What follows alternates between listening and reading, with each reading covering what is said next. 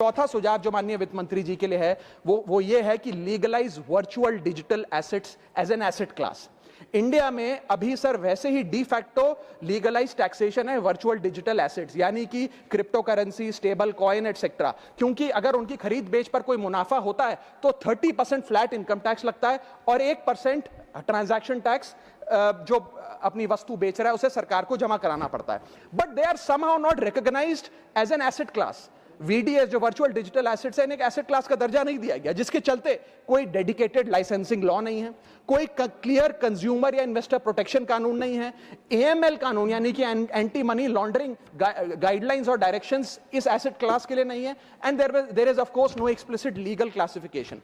As a result what has happened is that 4.8 lakh crore trade in this virtual digital assets has moved offshore.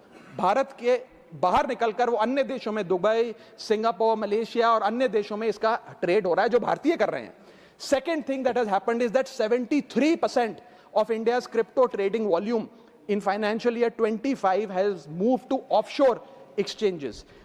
What has further happened is that 180 virtual digital asset startups have moved to countries like Dubai and Singapore, and as a result जो देश, भारत देश के 12 करोड़ ऐसे लोग हैं जो इन virtual digital assets में, crypto में, आरडब्ल्यूए यानी कि रियल वर्ल्ड एसेट में, स्टेबल कॉइन में इन्वेस्ट करना चाहते हैं, वो ऑफशोर जाकर इन्वेस्ट कर रहे हैं। जरूरत है कि हम कंप्लायंस हिंदुस्तान में लागू करें, उसे हेविली रेगुलेट करें, लेकिन उसे ऑनशोर लाएं। इसके चलते अगर ऐसा होता है तो सरकार के खजाने में 15 से 20 हजार करोड़ रुपए का इजाफा होगा, उन्हें उतना टैक्स मिलेगा। और इसी के साथ साथ मैं सरकार को कहना चाहता हूं that we currently tax these virtual digital assets as if they are legal, but we regulate them as if they are illegal. मेरा सुझाव है कि इसे heavily regulate करिए, रिंग फेंस करिए इस इकोसिस्टम को, AML गाइडलाइंस यानी कि एंटी मनी लॉन्ड्रिंग कानून और मजबूत करिए, लेकिन prohibition is not protection, regulation is protection. Thank you so much, sir.